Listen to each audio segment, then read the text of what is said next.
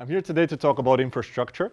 I'll try to make it the least technical as possible, just bring a little bit of my experience in Brazil.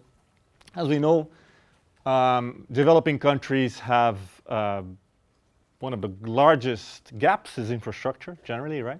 So I'm here to talk a little bit about how should it be done and the bottlenecks that we need to look at. The pictures here were projects that companies I worked with we engaged. So airports, toll roads, and electric transmission systems as well. So I'm going to start with a picture, and then I'm going to ask my friend Ahmed, what does it mean? What is this?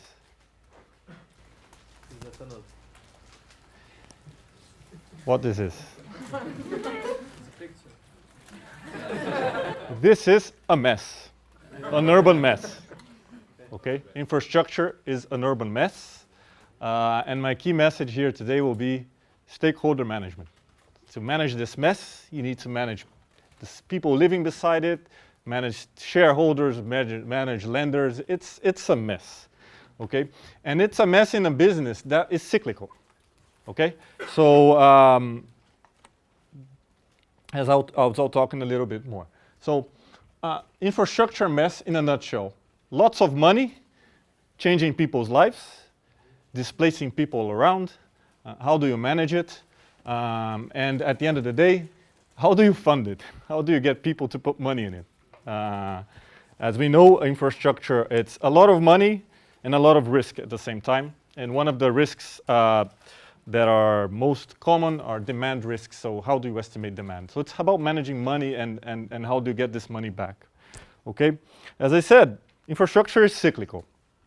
Sorry for the language, Portuguese here. It was my company's income statement. But the message here is infrastructure is a cyclical business where you have 3 stages. First stage is investment, which is pre-operational. That first stage is the mess stage.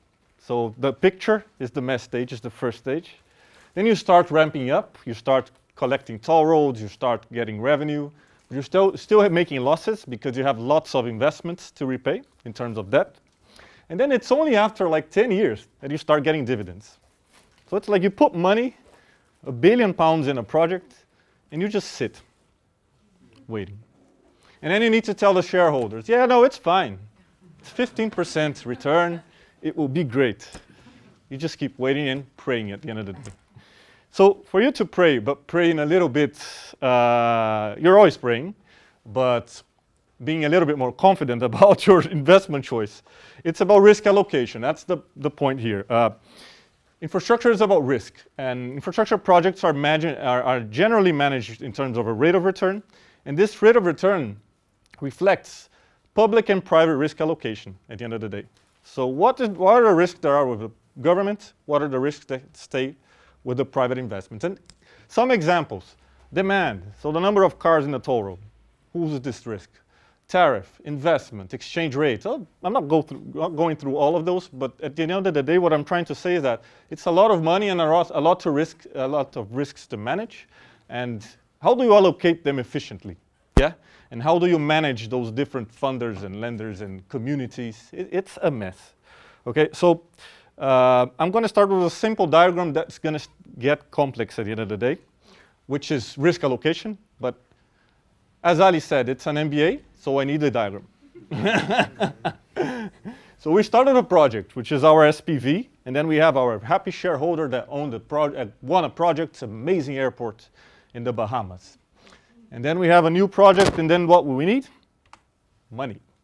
So we call our shareholders and we say, I need £1 billion. Easy, right? Yeah, he'll give £1 billion as long as you give him dividends in the future. And he said, okay, let's start. That sounds quick. But then you start, let me go to the regulator. Oh my God, no. But I need to sign a contract with the regulator. And actually, I need to follow some environmental guidelines. There's an EPC contractor as well. So I need to put those £1 billion. I'm going to get a contractor and I'm going to deploy this investment. How do I manage this investment and this risk? It's another third party. This investment, environmental agencies are looking at. They say, Can I spend it like put people to work 40 hours per day? No, impossible. Because of environmental guidelines, you need to respect, you need to have licensing, you need to have lots of things. There's literally one project I did in Brazil that we had to stop the investment because there was a frog there. And we had to prove that the frog was not originally from that place. Seriously. And then how do I go to those guys here, my shareholders, and say, sorry, it's a frog.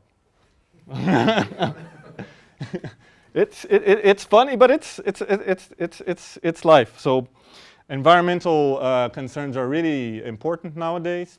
Then you got the lenders. So those guys that gave money as well, because the shareholders gave a part.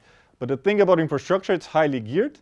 So they give you like, if it's $1 billion investment, you get 200 million from your shareholders, and the other 800 are the lenders. And they're the real shareholders at the end of the day, because they own most of the company, have a larger stake. And then you got those guys called credit rating agencies, and then they go there and they assess your investment. And if the frog makes your investment, your capex, your construction works delayed for over 6 months, then the credit agency will go there and say, no, sorry. Your rating is not A anymore, it's B, and then the investment and everything gets more expensive at the end of the day. And then when all of this mess is done, consumers. You need to start charging toll roads, charging revenues, and then you need to pray for them to actually pay and go through your toll road or through your airport. So it's a hell of a mess until here. And then when it's finally done, the infrastructure is ready, you just pray. Okay? You just pray, and normally they come because the studies are well done. But my point being here is that it is a mess in all different ways, and managing this mess is what is really key. But it's really crucial also because the investment in infrastructure is one of the main leverages of development in lots of countries, in all countries as a matter of fact, but in emerging countries even more. Okay? So the work in infrastructure is how do you manage those different stakeholders? So this is, I promise this is my final slide. As I said, my experience in infrastructure. There's a technical side that you need to do, which is doing the IRR and doing the spreadsheets and so on. But the soft side of managing people, which is the most important thing, increasing aspects of corporate social responsibility. It's one thing called equator principles. It's really important for banks. None of the banks give you money nowadays if you're hiring people under slavery conditions or under distressful conditions or environmental conditions as well. This is really important. Classic example of infrastructure, Eurotunnel here. Twice the investment, half of the demand. How do you do?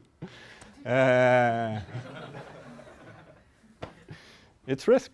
And Portugal also, there's a nice example in Portugal as well. They went into a concession program, and then they started they tendered 2 toll roads parallel to each other. Just get the demand and divide by half because people are gonna. So it's about risk allocation and about managing stakeholders. Okay, so that's a bit of my experience in infrastructure. I hope it was helpful.